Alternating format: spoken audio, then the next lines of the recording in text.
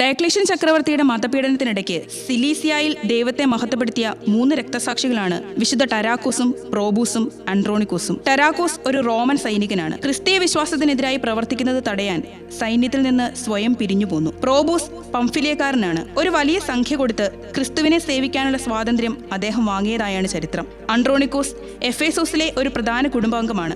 AD 304 മതമർദ്ദനം സർവ്വവ്യാപകമാക്കിയപ്പോൾ ഈ 3 പേരെയും arrest ചെയ്ത് ടാർസോസിലേക്ക് കൊണ്ടുപോയി അവിടെ വെച്ച് ഗവർണർ മാക്സിമുസ് ഈ 3 രക്തസാക്ഷികളോട് നടത്തിയ സംഭാഷണം പ്രോക്കൺസുലർ രേഖയിൽ ചേർത്തിരുന്നു. ഗവർണറുടെ ചോദ്യങ്ങൾക്ക് ഇവർ നൽകുന്ന മറുപടി അല്പവിശ്വാസികളെ തെല്ലൊന്ന് അസ്വസ്ഥനാക്കി. ടെരാക്കോസിനെ പ്രഹരമേൽപ്പിച്ചപ്പോൾ അദ്ദേഹം ഗവർണറോട് പറഞ്ഞു, അങ്ങെന്നെ ഇപ്പോൾ യഥാർത്ഥത്തിൽ വിജ്ഞനാക്കിയിരിക്കുന്നു. അങ്ങയുടെ പ്രഹരം എന്നെ ശക്തിപ്പെടുത്തി. സർവേശ്വരനിലും യേശുക്രിസ്തുവിലുമുള്ള എൻ ശരണം വർദ്ധിച്ചിരിക്കുന്നു. അങ്ങയുടെ മർദ്ദനങ്ങൾ എനിക്ക് സൗരഭ്യമാണ്. യേശുക്രിസ്തുവിനെ പ്രതി എത്ര കണ്ട് കൂടുതൽ സഹിക്കുന്നുവോ അത്ര കണ്ട് എന്റെ ആത്മാവ് ശക്തിപ്പെടുന്നു എന്ന് പ്രോബൂസ് ക്രൂരമായ മർദ്ദനമേൽക്കുമ്പോഴും ഗവർണറോട് പറഞ്ഞു. മർദ്ദനങ്ങളെ സ്മരിച്ചുകൊണ്ട് മൂഢമായി വ്യാപരിക്കാതിരിക്കുക എന്ന് ഗവർണർ ആൻഡ്രോണിക്കോസിനോട് പറഞ്ഞപ്പോൾ അദ്ദേഹം പ്രതിവചിച്ചു, യേശുക്രിസ്തുവിൽ വിശ്വസിക്കുന്നവർക്ക് ഈ മൗഢ്യം ആവശ്യമാണ്. ഭൗമിക വിജ്ഞാനം നിത്യനാശത്തിലേക്കാണ് നയിക്കുക.